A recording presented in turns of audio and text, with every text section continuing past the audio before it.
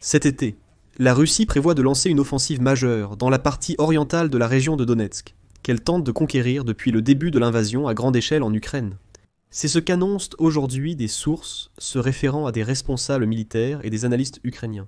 Et ils avertissent qu'en ce moment, la Russie rassemble une grande force pour tenter de s'emparer rapidement de Pokrovsk et de Konstantinovka. Mais ce n'est pas tout. Aujourd'hui, il a déclaré que les Russes ont avancé dans 3 régions d'Ukraine, y compris celle de Donetsk. Les 2 autres sont Kharkiv et Soumy. Malheureusement, il y a une certaine avancée. Nous en parlerons aussi dans cette édition. Eh bien, aujourd'hui, Zelensky a répondu à tout cela, annonçant une augmentation de la production d'armes en réponse aux frappes russes. Les éléments clés sont les drones d'attaque, les intercepteurs, les missiles de croisière et la balistique ukrainienne. Et Zelensky a déclaré qu'il y aurait une réponse symétrique à toutes les actions de la Russie. Bonjour, je m'appelle Alexei Petchi. Aujourd'hui nous sommes le 27 mai au calendrier. Parlons de tout dans l'ordre. Mais avant de commencer, je vous demande de vous abonner à cette chaîne, de mettre un like et de laisser un commentaire sous cette émission. De plus, abonnez-vous à ma chaîne Telegram, Petchi News. Le lien se trouve dans la description de cette vidéo. Nous y publions des actualités en temps réel dès qu'elles arrivent. Alors, aujourd'hui, on écrit que les avertissements concernant une offensive à grande échelle de la part de la Fédération de Russie sont apparus au moment où le processus de paix, mené sous la médiation des États-Unis, n'apporte pas de résultats concrets. Moscou a rejeté les appels de Washington et de l'Europe à un cessez-le-feu immédiat, et c'est pourquoi elle s'apprête maintenant à lancer une offensive à grande échelle dans la partie orientale de la région de Donetsk. Les analystes américains ont déclaré que le dictateur russe Vladimir Poutine semble être convaincu de sa victoire. Néanmoins, ils ont souligné que les sanctions et les pertes importantes ralentissent considérablement la machine de guerre russe. C'est pourquoi l'offensive d'été pourrait être sa dernière chance de réussir sur le front. Ils ont ajouté qu'en plus de la région de Donetsk, les occupants russes prévoient de mener des attaques plus modestes le long des régions de Soumy et de Kharkiv. Selon les analystes, le plan du Kremlin consiste à exercer une pression accrue sur les forces de défense ukrainiennes. De plus, il est déclaré que les Russes concentrent leurs forces en direction de Pokrovskaya et de Konstantinovka. Et les experts rappellent que cela fait déjà presque 1 an que les occupants tentent sans succès de s'emparer de ces villes. De plus, Konstantinovka n'est pas encore au bord d'une occupation totale, mais la défense de cette ville deviendra une tâche très difficile pour les militaires ukrainiens, car les Russes peuvent l'attaquer depuis 3 directions différentes. En général, les militaires ukrainiens sont maintenant convaincus que les Russes peuvent se concentrer sur la région de Donetsk, et que tout le reste ne sera qu'une diversion et une dispersion des ressources et de l'attention ukrainienne. Mais il est sous-entendu que le transfert d'une partie des forces vers la région de Soumy ou de Kharkiv ne donnera pas aux Russes ce morceau de territoire sur lequel ils comptent.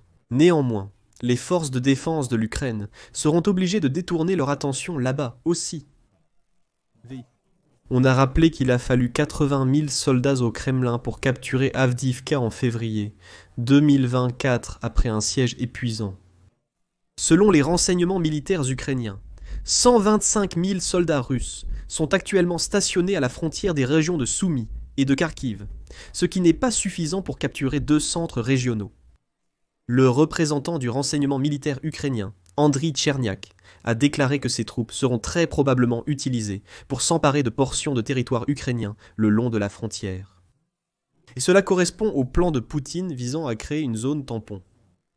Et je rappelle que le Washington Post avait déjà écrit, en citant des responsables américains et européens, que l'offensive d'été serait la dernière chance pour la Russie d'obtenir un succès sur le champ de bataille. Et les experts notent que le moment pour exercer une pression sur Moscou pourrait maintenant être plus avantageux que jamais depuis les premiers jours de l'invasion à grande échelle. Et aujourd'hui, le projet écrit que les occupants ont intensifié les actions d'assaut dans le nord et l'est de l'Ukraine. Les soldats russes ne cessent de faire pression sur les positions des forces armées ukrainiennes sur toute la ligne de front. Mais aujourd'hui, les analystes de Deep State ont signalé l'avancée des troupes russes dans les régions de Kharkiv, Soumy et Donetsk. Il est indiqué que les occupants ont eu du succès près du village de Belovody, région de Soumy, de Kamenka, communauté de Dvorechanskaya, région de Kharkiv, et de la localité de Kotlerovka, région de Donetsk. Toutes ces localités sont situées près de la frontière, tandis que Kotlerovka se trouve près de la frontière administrative avec la région de Dnipropetrovsk. Eh bien, et auparavant, il a également été rapporté précédemment que les Russes dans la région de Soumy ont capturé Novenkoye, Djuravka, Bazovka et Veseloï. Cette information a également été confirmée par l'administration militaire régionale de Soumy. Le village de Belovodi est également passé dans la zone grise. Eh bien, selon les informations, la Russie cherche à créer une zone tampon dans la région de Soumy et à effectuer un semi-encerclement du centre régional. Le chef d'état-major de la 13e brigade Karty, de la garde nationale d'Ukraine à vocation opérationnelle, a indiqué que la Fédération de Russie se prépare à des assauts actifs dans la direction de Kharkiv. C'est pourquoi elle concentre des effectifs près de la frontière ukrainienne. Eh bien, aujourd'hui, le président ukrainien Volodymyr Zelensky a répondu au plan de l'ennemi. Après une réunion avec les militaires, il a déclaré que l'Ukraine devait augmenter sa propre production d'armes. De nouveaux accords sont en cours de préparation avec des partenaires en Europe pour investir précisément dans la production ukrainienne. Je vais maintenant citer Zelensky, le commandant Syrski, chef de l'état-major général, Hanatov, et le ministre de la Défense, Umerov, étaient également présents. La question de la planification de nos actions, de notre capacité à répondre aux frappes russes, à leurs menaces, ainsi qu'à agir de manière préventive. Et cela signifie augmenter notre production, nos drones et nos missiles.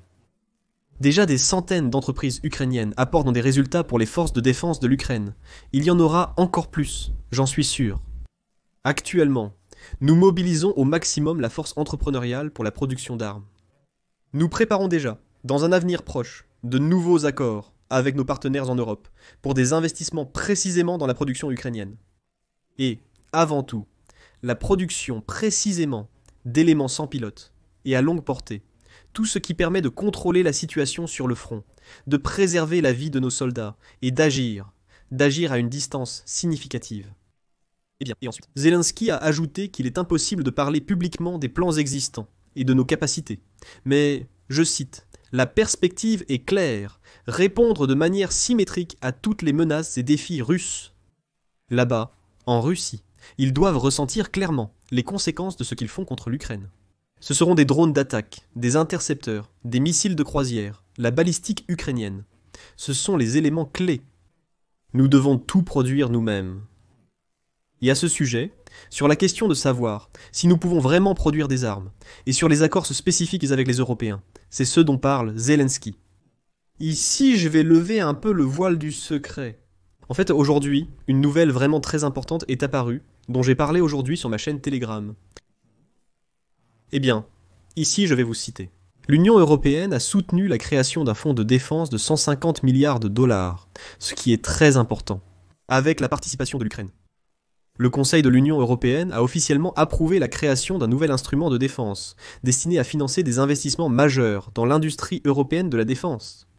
Le fonds renforcera les capacités de production et garantira l'accès aux armements en période de crise. Pour l'Ukraine, il est important ici que notre pays soit impliqué dans cette initiative dès le début. Cela signifie que les entreprises de défense ukrainiennes auront accès au programme dans les mêmes conditions que les États de l'Union européenne.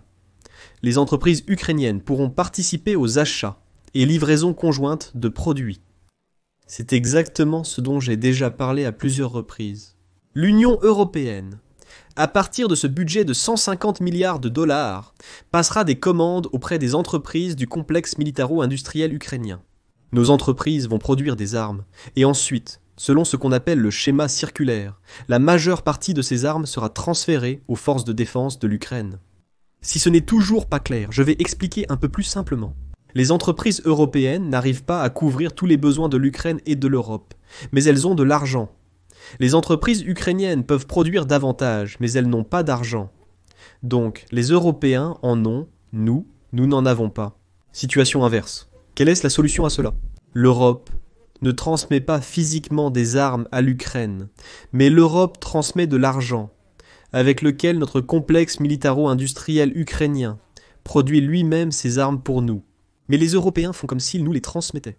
Vous comprenez, pour cela, tous les Européens sont déjà prêts à lancer même une production conjointe, c'est-à-dire que nous avons les capacités, ils ont, disons, les plans, et bien sûr, l'argent.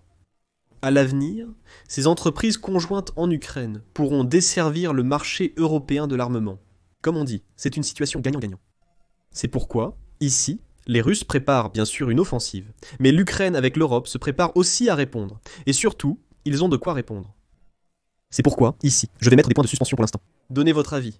Écrivez vos conclusions dans les commentaires sous cette émission. Abonnez-vous à la chaîne, cliquez sur la cloche, et n'oubliez pas de mettre un like.